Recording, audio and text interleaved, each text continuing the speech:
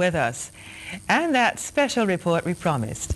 CVM harks back to an offensive by the security forces in Tivoli Gardens in 2005, in which Christopher Coke was detained briefly.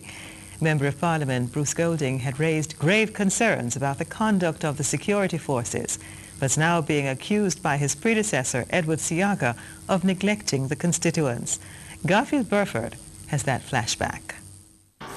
Western Kingston seemed the right fit for Bruce Golding when he returned to the JLP from what some would call his 7-year journey of enlightenment, during which he formed the National Democratic Movement. An acute bout of NDM blues made the pastures of the JLP look that much greener for Mr. Golding.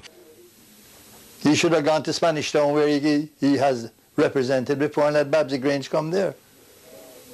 That's what I advised. But in the months after being elected to the seat, Mr. Golding sought to prove he was the man for Western Kingston. October 4, 2005, he stood with his constituents as the police and military launched a major incursion. He was even engaged in a heated verbal exchange with then Superintendent Gilbert Kamika. What is the clear breach in the 2 women who were shot this morning? One of them may die.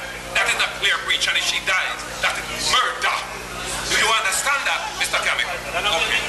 But you appear to have no concern whatsoever. Your greater concern is about the breach of the curfew order. Mr. Golding insisted he would stay in the area until he was comfortable residents would be protected, and argued politics was at play in that 2005 operation. The people are very angry because they've been through this before.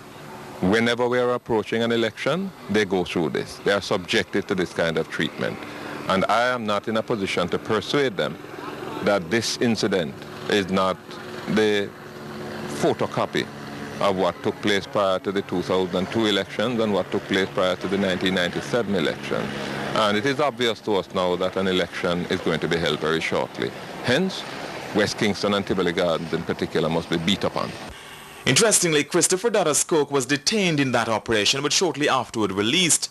Fast forward just under 5 years and it's a different situation. Mr. Golding is now being criticized in some quarters for not having gone to his constituency since the operation was launched on Monday. As Prime Minister, it is argued he has more permutations to consider. He has to be guided.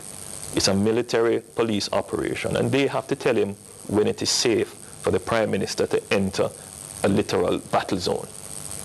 So it's not his decision right now. Yeah. However, Mr. Golding's predecessor as MP, Edward Siaga, says Mr. Golding now has the authority to do something about the operation. What you're asking me is, what is his role if this conduct is going on and he can make the decision to stop it? Why is he not doing so? That's what you're asking me. Well, I can only tell you that since he has become Prime Minister, he has neglected the area, and I'm not talking about Tivoli Gardens, the entire West Kingston, neglected it. Garfield Burford, CVM News. News from the region now.